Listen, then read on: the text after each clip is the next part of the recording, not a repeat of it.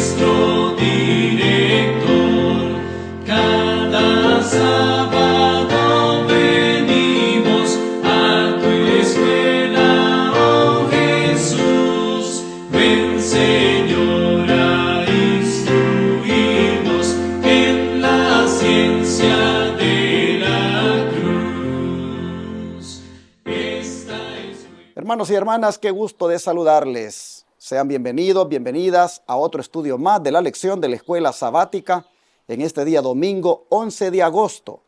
Agradecemos al Señor que ayer sábado estuvimos en esa comunión más íntima con Él, cuando como todo un solo pueblo nos juntamos para adorar y alabar su santo nombre. Así que usted sin duda está muy agradecido con Dios, agradecida de que le haya el Señor ministrado con la palabra que escuchó el día de ayer, sábado. Bueno, hermanos, ahora estamos aquí para compartir otra lección más, que ya es la número 7 de nuestro folleto de Escuela Sabática. Agradeciéndoles que nos den un like, que escriban un comentario y que compartan con familiares y amigos y que les inviten a suscribirse dándole clic en la campanita para que reciban las notificaciones de todo programa que hagamos en vivo.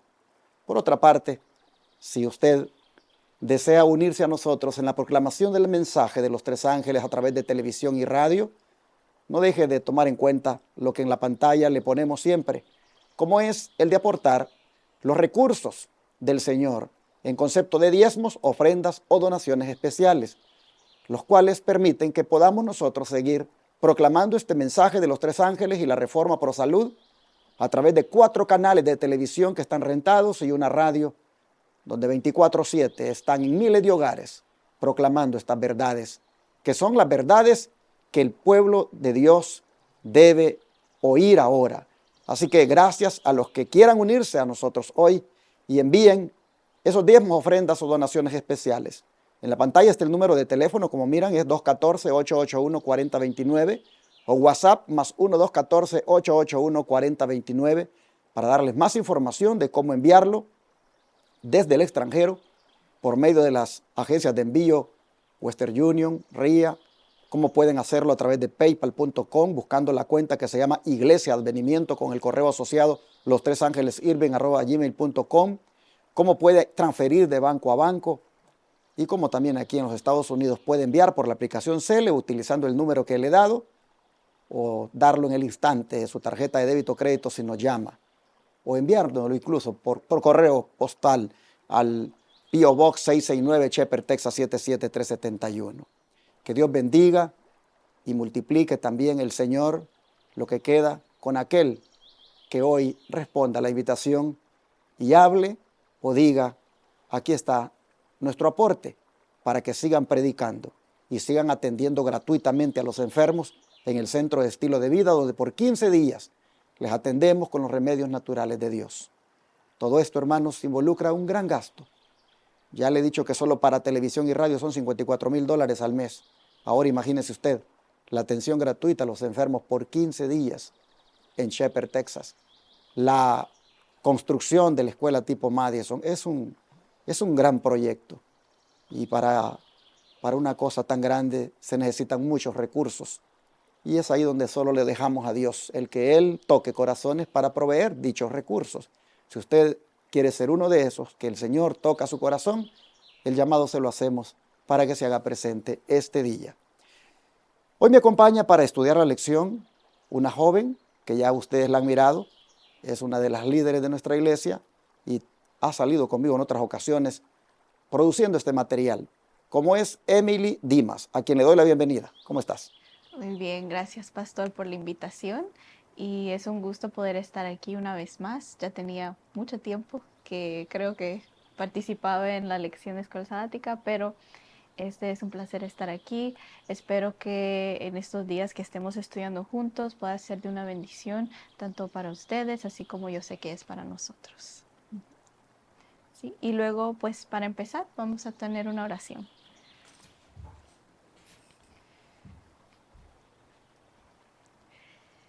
Padre nuestro que está en los cielos, santificado sea su nombre. Amén. Señor, gracias porque nos has permitido estar aquí una vez más.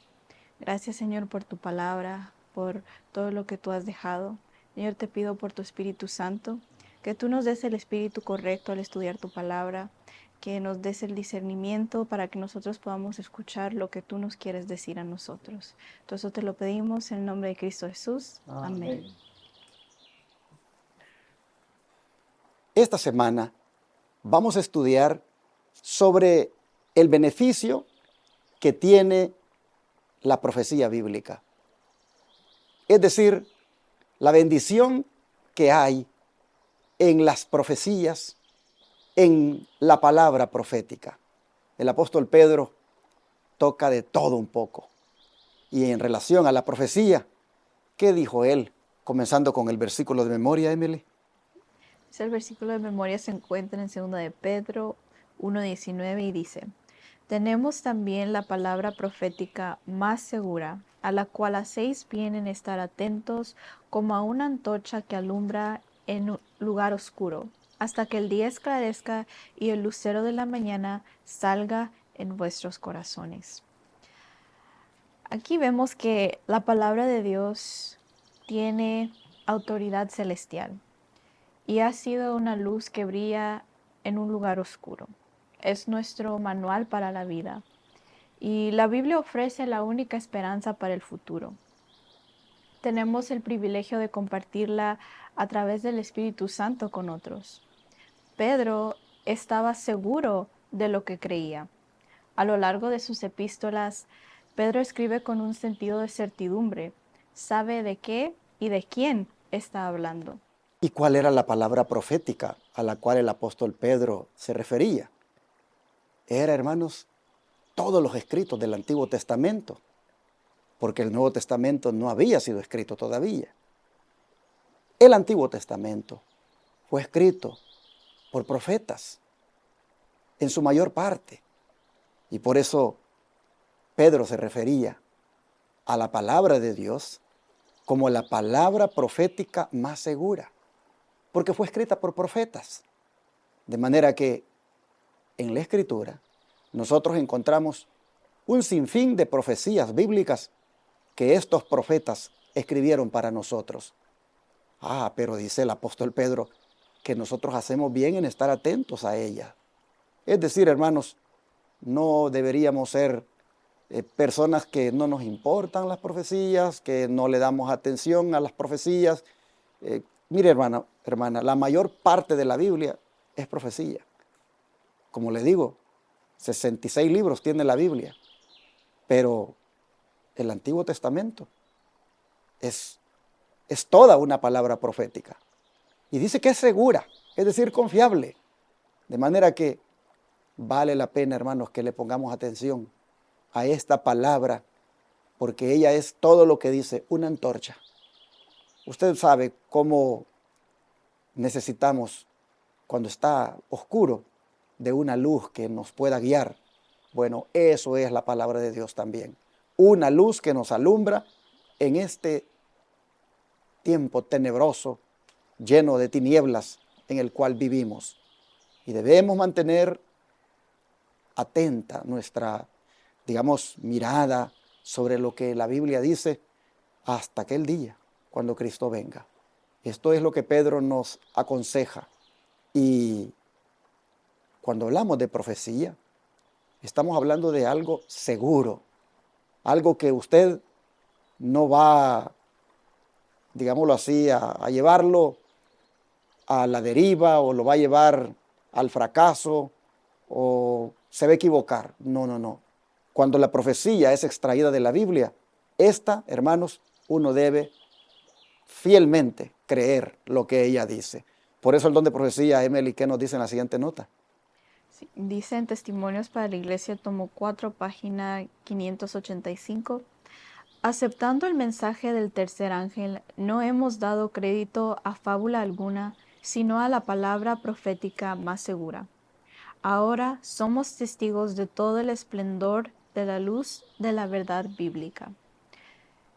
El mensaje del tercer ángel en Apocalipsis 14, del 6 al 12, es de vital importancia para este tiempo del fin.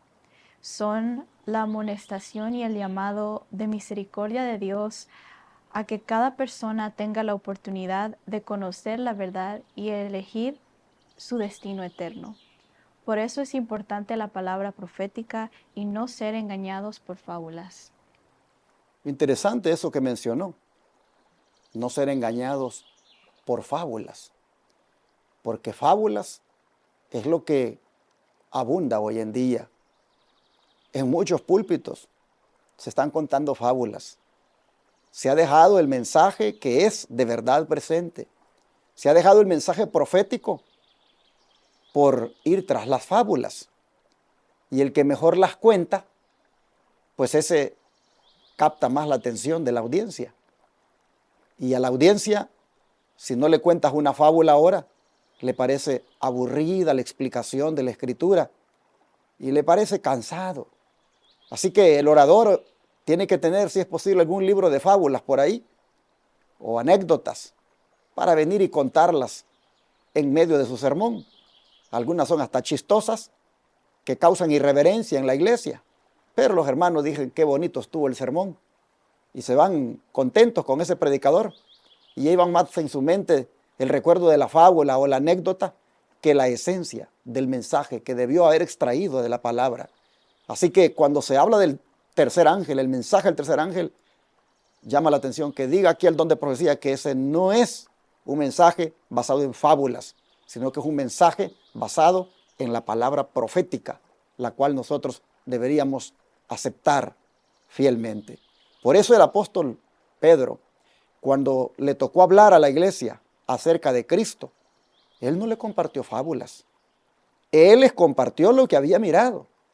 Él compartió su fe, en quién él creyó, en quién él confió. Por eso el autor de la lección le pone al subtema de este día, fe, no fábulas. Porque Pedro, hermanos, compartió lo que miró. Y es que, Emily, ¿por qué pudo Pedro afirmar la divinidad de Jesucristo? Vamos a buscar Mateo 17, 1 al 7.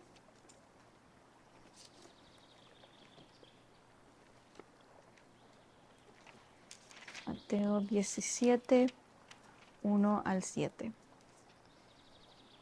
Y dice: 6 días después, Jesús tomó a Pedro, a Jacobo y a Juan su hermano, y los llevó aparte a un monte alto.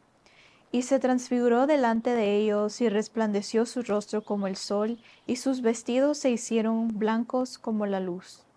Y he aquí les aparecieron Moisés y Elías hablando con él. Entonces Pedro dijo a Jesús: Señor bueno, es para nosotros que estemos aquí. Si quieres, hagamos aquí 3 enramadas, una para ti, otra para Moisés y otra para Elías. Mientras él aún hablaba, una nube de luz los cubrió, y he aquí una voz desde la nube que decía: Este es mi Hijo amado, en quien tengo complacencia, a él oíd. Al oír esto, los discípulos se postraron sobre sus rostros y tuvieron gran temor. Entonces Jesús se acercó y los tocó y dijo: Levantaos y no temáis. Pedro pasó más de 3 años con Jesús, caminando, hablando e incluso viéndolo glorificado en el monte de la transfiguración. Y en ese momento de la transfiguración, Dios decidió dar una prueba a sus discípulos de que Él era el Mesías prometido. En Lucas 9:29 dice que la apariencia de su rostro se modificó, se hizo otra, bajo la influencia de esa radiante luz blanca. Esa era la gloria que Jesús había tenido en el cielo antes que asumiera la forma humana. En Juan 17:5, cuando Jesús está orando por sus discípulos, le dice al Padre que lo glorifique al lado suyo como aquella gloria que tuvo cuando estaba con él antes que el mundo fuera hecho. Y con esa gloria volverá otra vez a esta tierra. Pero qué privilegio, hermanos, el que tuvo Pedro, Santiago y Juan aquel día. Cuando digo a Santiago me refiero a Jacobo, ya que era Era la misma persona que en algunas ocasiones es llamado Santiago y en otras es Jacobo. Pero digo, qué privilegio, porque imagínense ustedes qué revelación la que tuvieron. Ese día el Señor se transfiguró. Hubo un cambio dramático en su apariencia. Se contempló la gloria de Jesús. Se le miró en un cuerpo glorificado. Y todavía escuchar esa voz de lo alto del Padre que decía: este es mi Hijo amado, en quien tengo complacencia, a Él escuchen. Oh, hermanos, no quedó otra que caer de rodillas sobre sus rostros. Y qué maravilloso, hermanos, qué maravilloso fue ese momento cuando hasta dicen: hagamos 3 enramadas, quedémonos aquí, porque era tan hermoso aquel lugar, aquella presencia, que decían: quedémonos con Moisés y Elías. Hacemos una para él, para Elías, otra para Moisés.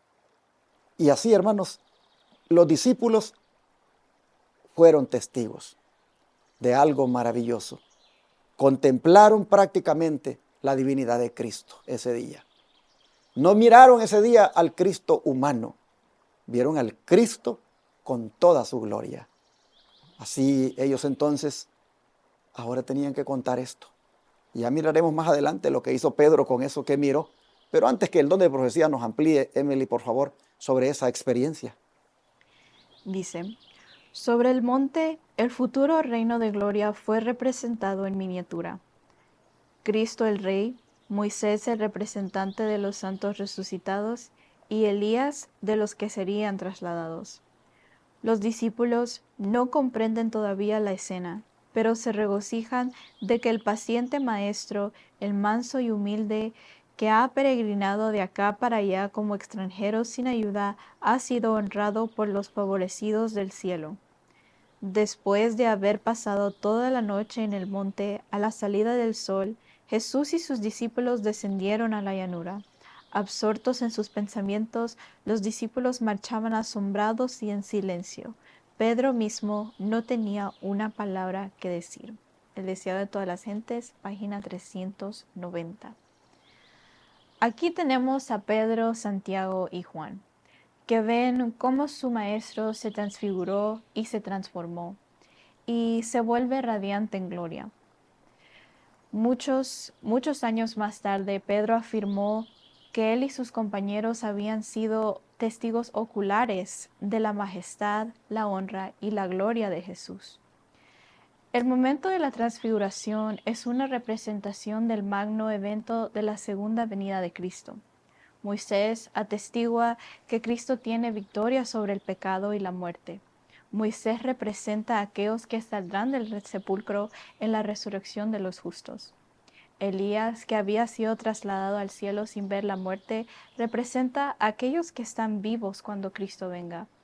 Serán transformados en un abrir y cerrar de ojos. Qué glorioso momento, ¿no es cierto? Imagínense ustedes ver anticipadamente al Cristo cómo ha de venir y ver al representante de los que mueren en Cristo, que está allá, como lo es Moisés, dignamente diciendo: aquí estarán los que mueran como yo creyendo en el Señor. Y los vivos, los que, hermanos, sean de los 144,000 cuando Cristo venga. Desde ya se les garantiza que como Elías estarán allá también un día sin ver la muerte, porque vivos se lo llevará el Señor, por supuesto, junto con todos los redimidos que resuciten en esa mañana gloriosa. Pero qué hermoso momento el que vivieron estos apóstoles. Me gusta esto que dice que Pedro mismo no tenía una palabra que decir. ¿Has estado alguna vez en una experiencia tan hermosa que no tienes ni palabras cómo explicarlo, cómo compartirlo, cómo no sé, poder revivir aquello que has experimentado, porque, no sé, no hay maneras, no hay palabras de cómo decirlo. Pues así Pedro entonces quedó, dice, asombrado, en silencio, y lo mismo que sus otros compañeros, porque tuvieron esa noche en ese monte, una gran manifestación de la gloria de Cristo. ¿Y qué pudo después Pedro declarar confiadamente, Emily, y cómo deberíamos nosotros, mediante la fe, hacernos eco de ese valiente ejemplo? ¿Sí? Ahora vamos a 2 de Pedro 1, 16 al 18.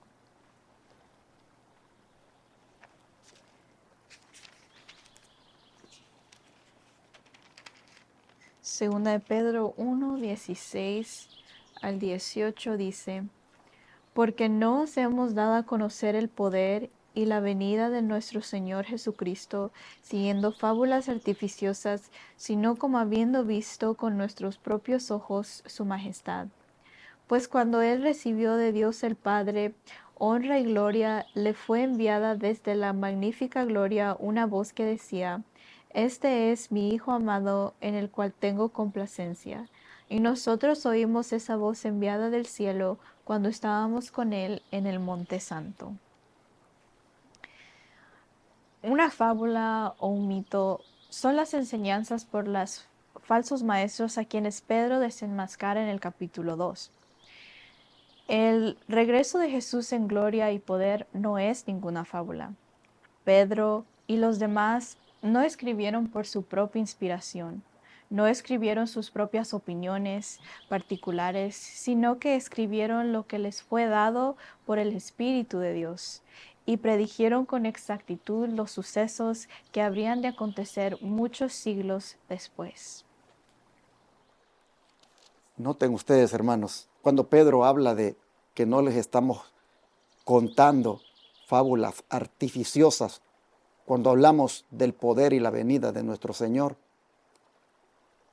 lo que él está diciendo es, no son mitos, no tiene nada que ver con la mitología, esa de que los dioses bajan, como ya en esos tiempos se propagaba esa teoría.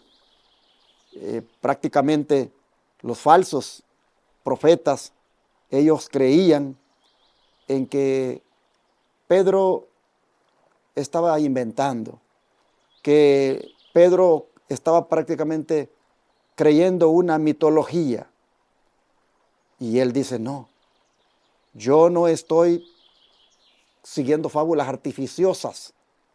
Cuando les hablo del poder y de la venida de nuestro Señor, es porque yo lo vi.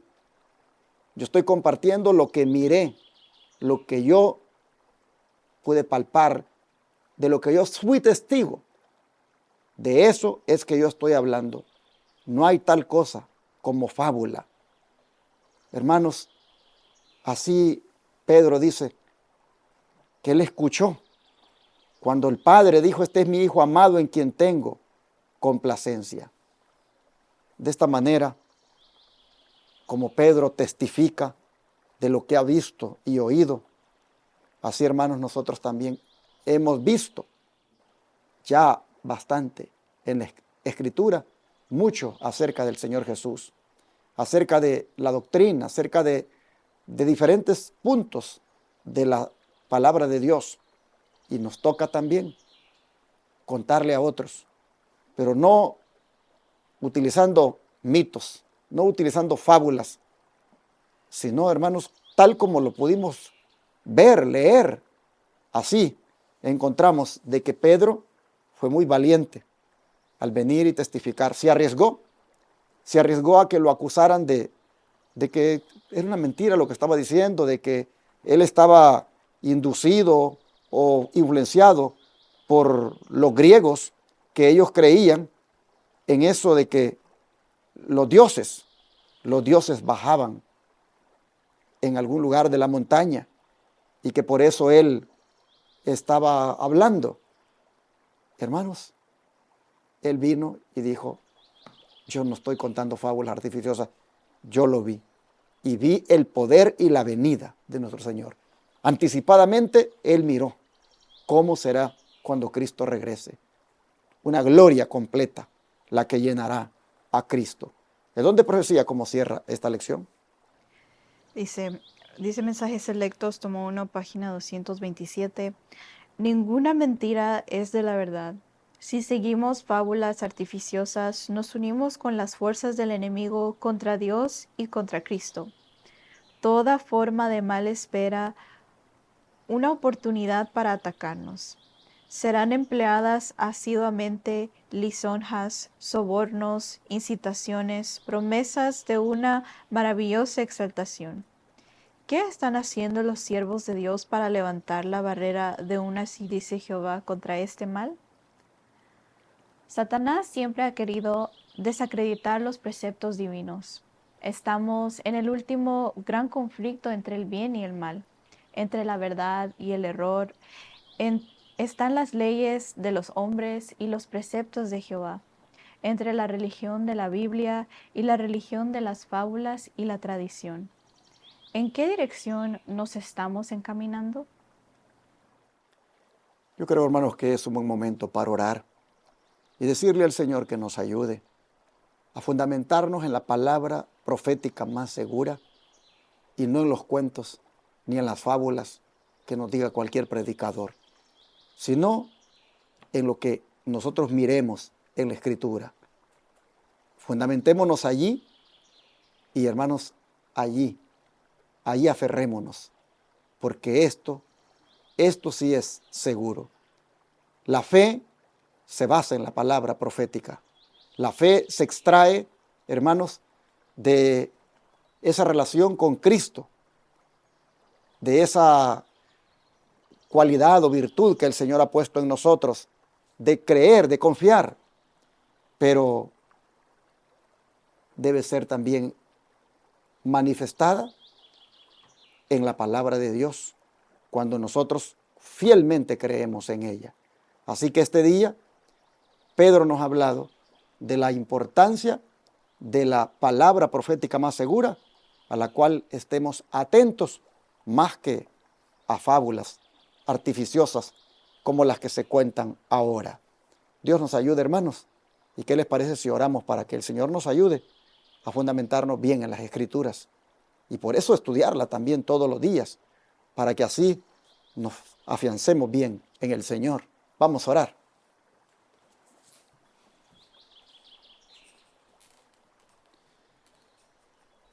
Amante Dios y Padre, te damos gracias, Señor, porque en la medida en que nos afiancemos en tu palabra, estaremos afianzados en la verdad y no hará la mentira daño en nosotros, porque la verdad prevalecerá.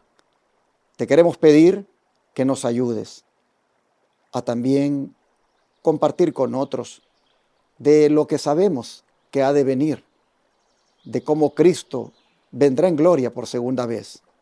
Ayúdanos, Señor, a propagar el mensaje, tal como lo podemos ver en tu palabra, y que como Pedro también digamos: contamos lo que hemos leído, contamos lo que hemos entendido, y no que sea, Señor, a través de alguna fábula que por ahí nosotros estemos dando a conocer el mensaje, o inclusive que alguien que lo oiga lo quiera aceptar por eso. No, Señor, ayúdanos a que sea fundamentado en las Escrituras nuestra fe, nuestra creencia.